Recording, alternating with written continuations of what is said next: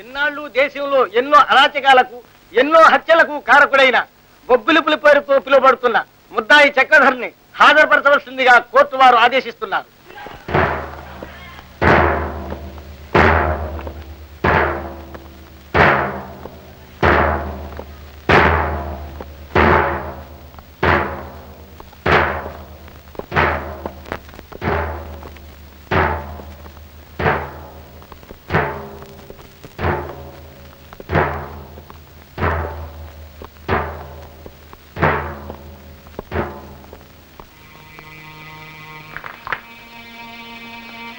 దేవుడి మీద ప్రమాణం చేసి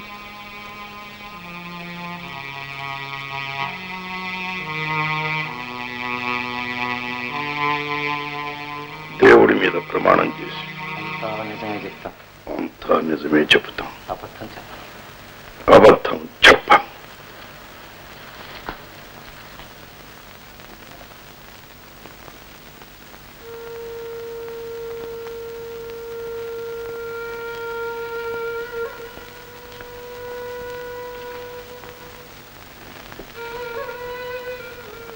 మీ పేరు? బొబ్బిలిపులి. అసలు పేరు? బొబ్బిలిపులి. ఇదివరకు 2 సార్లు కోర్టులో హాజరైనప్పుడు మీ పేరు చక్రధర్ అన్నట్టు గుర్తు. ఆ కోర్టులతోనూ ఆ తీర్పులతోనూ ఆ చక్రధర్ ఆనాడే చచ్చిపోయాడు. మనిషిగా చచ్చిపోయాడా? మానసికంగా చచ్చిపోయాడు. కారణం?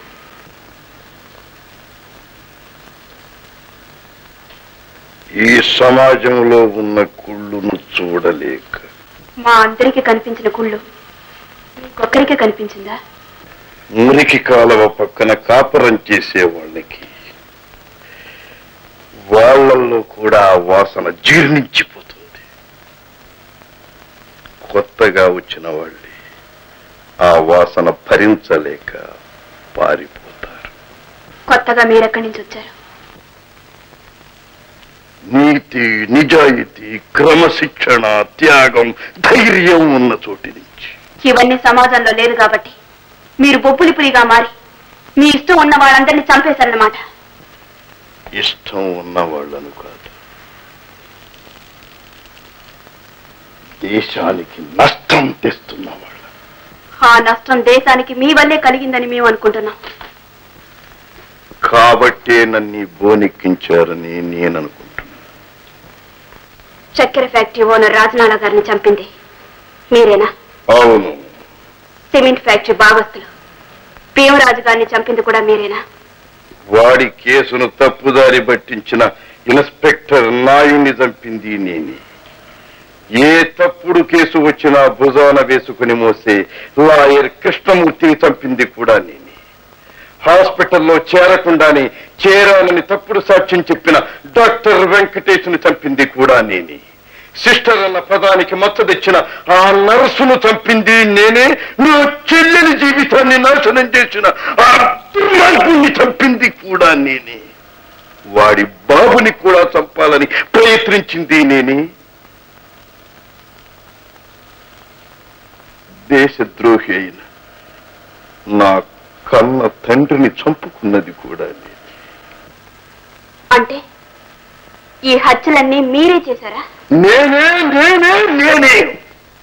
ఎన్నిసార్లు చెప్పమంటారు? ఇన్ని చేసి మీరు సాధించింది ఏమిటి? మీరు సాధించలేనిది.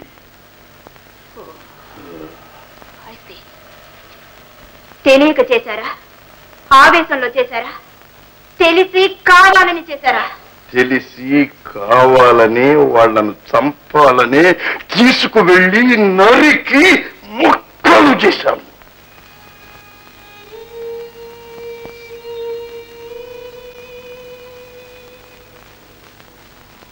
యువర్ ఆనర్, బొబ్బులిపులిగా ముద్రపడిన మేజర్ చక్రధర్ అనబడే ముద్దాయి ఈ హత్యలన్నీ కోరి కావాలని కక్షతో ఏదో సాధించాలనే పట్టుదలతో చేశానని కోర్టు వారి ముందు తనకు తానే ఒప్పుకుంటున్నాడు.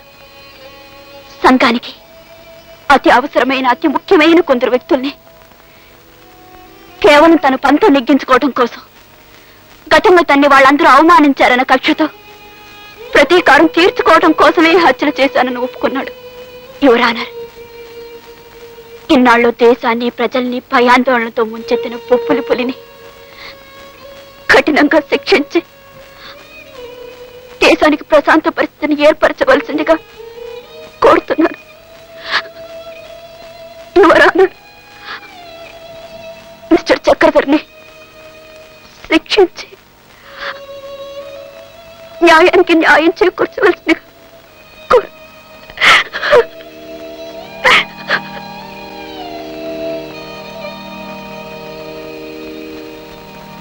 ఒక్క నిమిషం నాకు అవకాశం ఇవ్వగలరా? ఎస్. పై కోర్టుకు వెళ్ళడానికి నాకు అవకాశం ఉందా? అవును, ఉంది. పై కోర్టుకు వెళ్లితే ఏం జరుగుతుంది యువర్ ఆనర్? శిక్ష తగ్గించవచ్చు, లేదా అదే శిక్షను ఖాయం చేయవచ్చు. అంటే ఈ కోర్టులో వేసిన శిక్ష పై కోర్టులో పోవచ్చు, ఆ కోర్టులో వేసిన శిక్ష ఆ పై కోర్టులో పోవచ్చు, లేదా కింద కోర్టు వారు వేసిన శిక్షనే పై కోర్టు వారు కూడా ఖాయం చెయ్యవచ్చు. అంటే ఒక కోర్టుకి ఇంకొక కోర్టుకి సంబంధం ఉండవచ్చు, ఉండకపోవచ్చు. కోర్టుకి తీర్పుకి ఇంత మార్పుంటే మీ న్యాయస్థానంలో న్యాయం ఉన్నట్టా ఎవరానా? ఒక్కొక్క కోర్టులో ఒక్కొక్క తీర్పు ఉంటుంది కనుకనే నేరస్తుడు తాను చేసిన నేరం ఏమిటో మరిచిపోయిన తర్వాత కానీ శిక్ష పడదు. తెలివిగల పబ్లిక్ ప్రాసిక్యూటర్ గారు రాజాలను చంపావా, భీమరాజును చంపావా అని అడిగారే కానీ వాళ్ళని ఎందుకు చంపావు అని ఎందుకు అడగలేదు యువర్ ఆనర్. ఓహో, అంటే కాగితాలేనా మీకు ఆధారం? Your honour, just a minute, మీరు జడ్జి అని మర్చిపోండి, ఇది న్యాయస్థానం అని మర్చిపోండి. మామూలు మనిషిగా, హృదయం ఉన్న మనిషిగా ఆలోచించండి యువర్ ఆనర్. నేను చంపిన వాళ్ళందరూ కూడా వాళ్ళ యొక్క వ్యక్తిగత జీవితాలు, చరిత్ర పుట్టలు తిరగవేసి చూడండి. నేను విధించిన శిక్షకు వాళ్ళు అర్హులో కారో మీరే తేల్చి చెప్పండి యువర్ ఆనర్. అదంతా కేవలం వ్యక్తిగతం.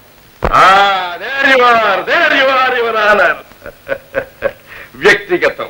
ఈ లోకంలో వ్యక్తిగతంగా గాక సంఘపరంగా ఎవరు ఆలోచిస్తున్నారు యువర్ ఆనర్? ప్రతి వ్యక్తి తనకు కావలసిందేదో అది సాధించటం కోసం, తన స్వార్థం కోసం తన అడ్డును తొలగించుకోవటానికి ప్రయత్నిస్తాడు. ప్రభుత్వం కళ్ళు మూసేస్తాడు, న్యాయస్థానం కళ్ళు కప్పేస్తాడు, న్యాయం కాపాడవలసిన కొందరిని డబ్బుతో కొనేస్తాడు. అందుకే ఆ నేరస్తుల్ని నా చేతులతో నేనే స్వయంగా చంపాను. కానీ you should not take law into your hands. చట్టాన్ని, ప్రభుత్వాన్ని నీ చేతుల్లోకి తీసుకోకూడదు అంటారు మీరు. మీ న్యాయస్థానానికి కావలసింది సాక్ష్యాలు, ఆధారాలు. పంచదార గోడంలో బస్తాలు తరలిస్తూ ఉండగా నా కళ్ళతో నేను చూచాను, కానీ సాక్షులు ఎక్కడి నుంచి తేలివరానా? వచ్చిన సాక్షులు డబ్బుకు అమ్ముడైపోయారు. అలాగే రోడ్డు మీద, నడి రోడ్డు మీద మనుషుల మీద కారు పోతూ ఉండగా, వాళ్ళు చచ్చిపోతూ ఉండగా నేను నా కళ్ళతో చూచాను. దానికి ఉన్నది రెండు సాక్ష్యాలు. ఒకటి నేను, రెండు ఆ భగవంతుడు. ఆ భగవంతుడున్నాడో లేడో తెలియదు. ఉన్నా ఇక్కడకు రాడు, రాలేడు. ఉన్న ఒక్కడిని నేను వచ్చాను. కానీ ఏం లాభం? నా నిజాయితీని, నిజాన్ని మీ టేబుల్ మీద ఉన్న కాగితాలు, సర్టిఫికెట్లు మూసేశాయి. హంతకులు ఎవరో కోర్టుకు తెలియదు, నాకు తెలుసు. తెలిసిన దానికి ఆధారాలు లేవు. ఆధారాలు లేదే మీరు శిక్షించలేరు. కాబట్టి మీరు విధించలేని శిక్షల్ని నా ఆత్మసాక్షి ఆధారంగా న్యాయస్థానాల పరువు, ప్రతిష్టలు కాపాడటం కోసం నేనే విధించాను.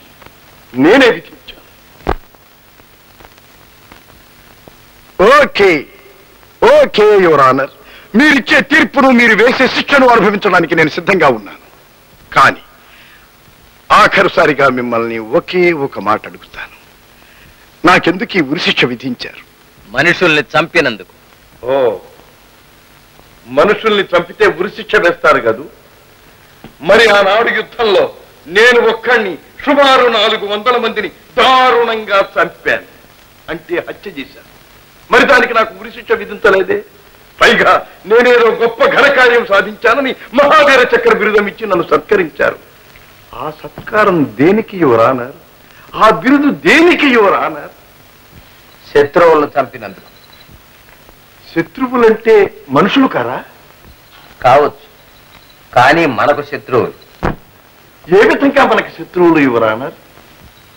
మన దేశాన్ని కబళించడానికి వచ్చిన వాళ్ళు. వాళ్ళ దేశాన్ని కాపాడుకోవటానికి వచ్చిన వీరులని కూడా అనుకోవచ్చుగా యువరానా? అఫ్ కోర్స్ కావచ్చు. కావచ్చు యువరానా.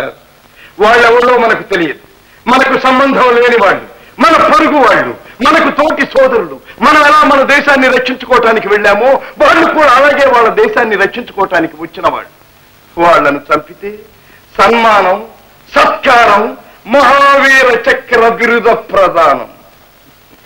మరి మన వాళ్ళు మన దేశాన్ని, దేశ ప్రజానీకాన్ని, పేద ప్రజల్ని, న్యాయస్థానాలని, న్యాయాన్ని రక్షించే స్థానాలని కొల్లగొడుతూ తమ స్వార్థానికి ఉపయోగించుకుంటున్న వీళ్లను చంపితే అది నేరం.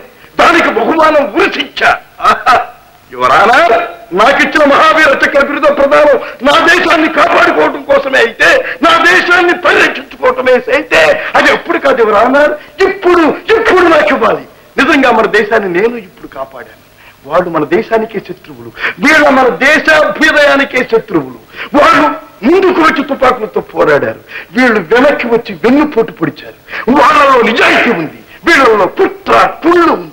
వాళ్ళను చంపితే సన్మానం, సత్కారం, వీళ్ళను చంపితే ఉరి శిక్ష.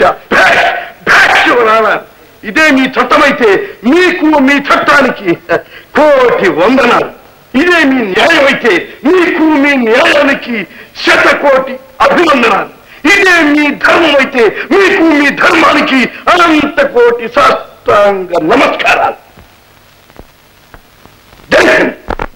బొబ్బిలిపులిగా పిలువబడుతున్న మేజర్ చక్రధర అనబడే ఈ ముద్దాయి తను చేసిన నేరాలన్నింటినీ కోర్టు వారి ముందు ఒప్పుకున్న కారణంగా ఐపీసీ 300, 302, 307 సెక్షన్ల ప్రకారం శాంతి భద్రతల దృష్ట్యా, సమాజ శ్రేయస్సు దృష్ట్యా ముద్దాయి చక్రధరికి కోర్టు వారు ఉరిశిక్ష విధిస్తున్నారు.